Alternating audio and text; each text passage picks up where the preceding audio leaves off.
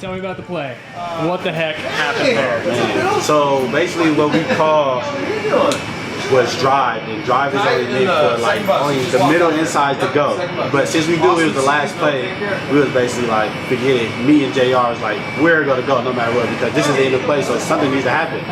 And all I remember was hit my wing, JR came free, and as soon as I hit him and I got off of him, like I just saw the ball rolling. So in my mind, I'm like, I gotta hurry to get there. So I'm running with Nate. Like Nate's right by the side. I'm trying to beat Nate, and one of their players fell on it, but I saw JR fall on top of him. So in my mind, I already knew that. Oh yeah, the ball about to come out again. And somehow, in God's way, JR picked it up, looked back at me, somehow pitched it to me.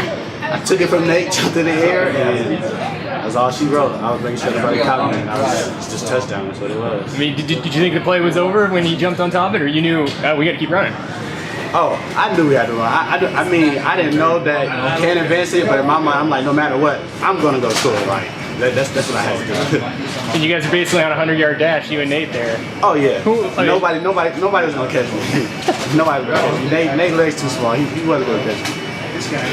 For the field goal. You know, I'm just thinking, I can't believe that it's going to happen to these kids again. You know, it's not fair. You know, they play too well, and they're in so many games, and it's just not fair. And then the unbelievable happens, and you've seen some of those this year in the Michigan game and the Miami game, to where it's over, but it's not over. You know, and wow, I'm glad I was finally on the other end of this thing. You guys have faced kind of the second fewest passing attempts out of any team in the conference, and then the defensive backs have been a little frustrated, wanting some action, and they face a lot of good wide receivers, and I thought they played tremendous today. They do, and they give us a chance to do what we're doing in the box, because we've got to be able to stop the run, and we've got to be able to play man, and the whole crew in the back end did an unbelievable job. There was a lot of balls in the air that could have been caught, and could have been big plays, and we broke them up.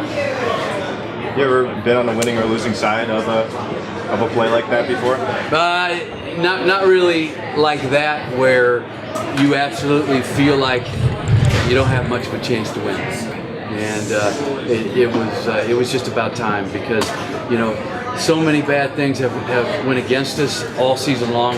We talked about it this week. At some point, something good's going to finally happen, and it did today.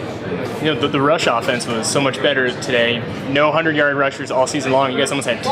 What was kind of the difference there in being able to run the ball? You know, it's just we're getting better and better up front. We got 2 really good running backs, and McKenna does a great job of running the zone read. And we've got a few options that we do with the offensive line and our H-backs in there, and he did a really nice job of executing the run game.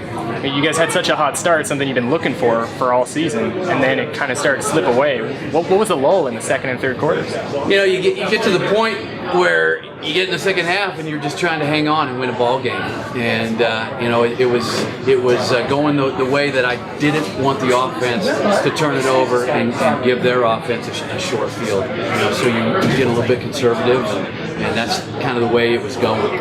Was it difficult to try and not be too conservative, but at the same time trying to hold on? It's hard. It's hard because you continually second guess yourself if you put the ball up and things go bad and you get a sack or whatever it is. But you've got to throw the ball a little bit, and we had a little bit of success. And I thought we had Jamal one time deep and just a little bit overthrown, and you can only do that so many times because you're just punting right back to him with no time off the clock. But I was proud of our running backs. I was proud of our O-line today.